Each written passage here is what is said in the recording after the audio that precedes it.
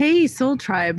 I'm KamalaDevi, they, them pronouns, and I'm in my backyard after doing a really special new moon ceremony last night. And I'm here with Kabuki, my cat.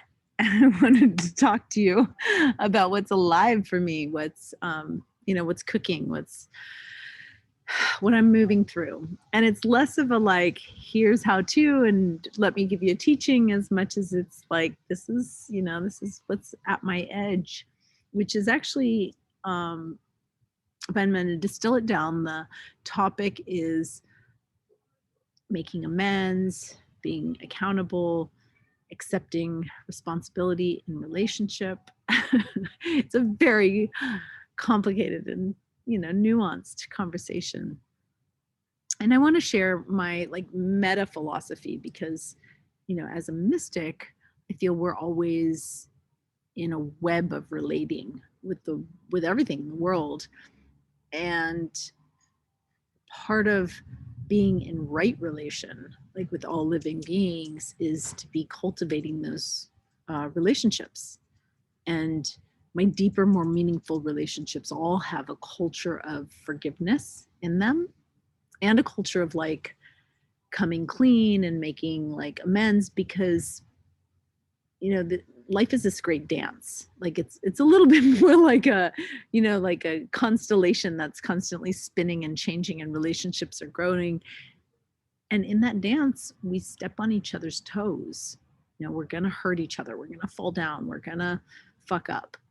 And how, in a healthy relationship, do we just give each other the benefit of the doubt and forgive each other and do our best?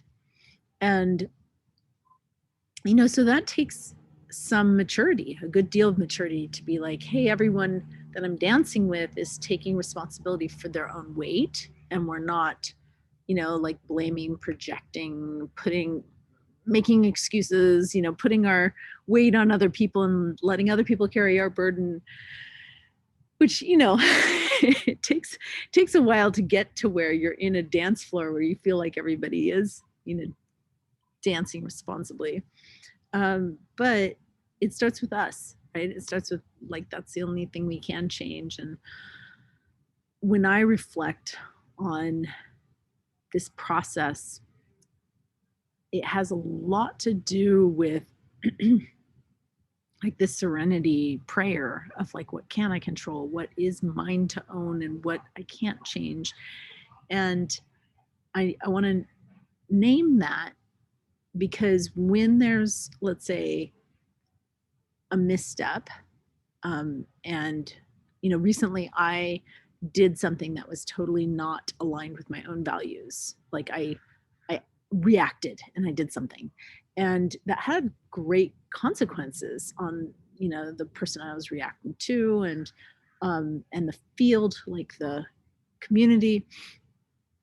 And then how do I not go into a shame spiral where oh, I fucked up? And this is the hardest part of making amends, is not letting that unprocessed guilt or shame or feeling wrong get in the way of actually hearing, how did that impact you? What is going on for you? And if that person is hurting, not feeling like it's my fault, and I'm I tend to be harder on myself than anyone else. Actually, we're often our biggest critics. Yeah, I saw a recent celebrity. I'm going to kind of name drop and bring this example in because it really touched me as an example. And Will Smith is an artist who I respect a lot, actually, as an artist. And as you may know, he slapped a colleague during an awards assembly. It was a big violent mistake. And in that process, because he's a celebrity, it impacts a lot of people. There's a lot of it's like the bigger we are, the bigger our ripples. And a lot of people weren't happy with his apology. They felt like it wasn't enough, or there's a lot of critiques, of course, around it. And what touched me is he took time to do some of his own, like, where in my childhood wounding did this come from? But he didn't want to make it around about that or about him or like, that's why I did this. It was more like, look, there's no part of me that thinks this is okay behavior. And the time it took to actually come out and really apologize is because he had to stop. He put himself in the doghouse and he stopped feeling like a piece of shit.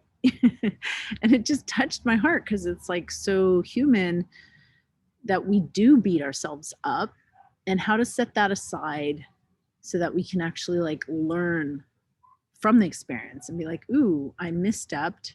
I want to do better. Let me hear from the people that I impacted. And then how, like, the real making of amends is like, okay, making a commitment to not do that again and to learn from it. Yeah. And so I just wanted to say that this practice is really relevant in many, many communities. There's a lot of conversation right now about like, who's at fault, being held accountable, what the accountability process is. And it really genuinely all starts here. And I want to say that where it gets complicated is when we start interacting,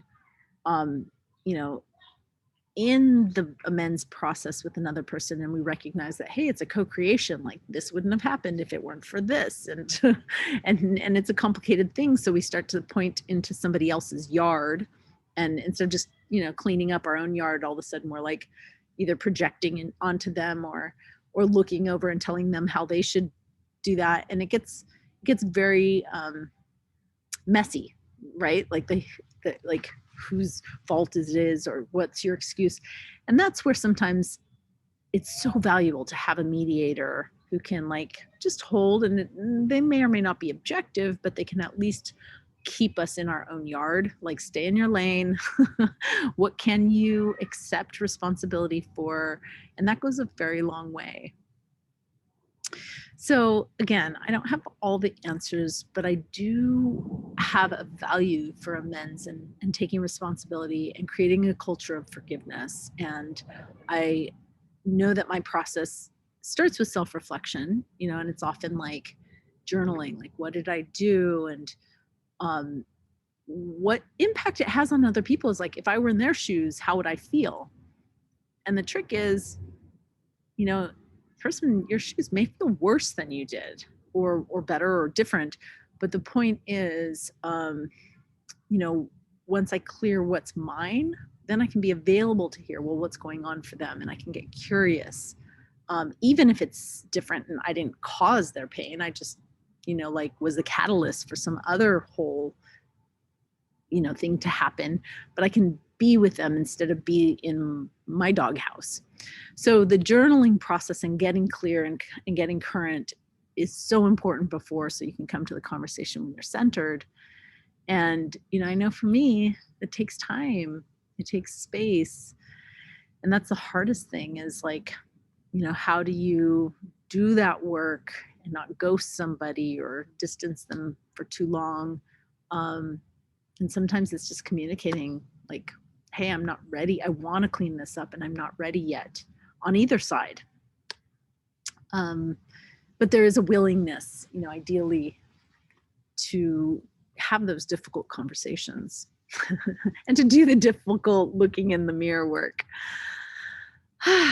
So thanks for exploring this with me. I hope it illuminates something about your own process, and I hope you have a phenomenal September as we go into this next month.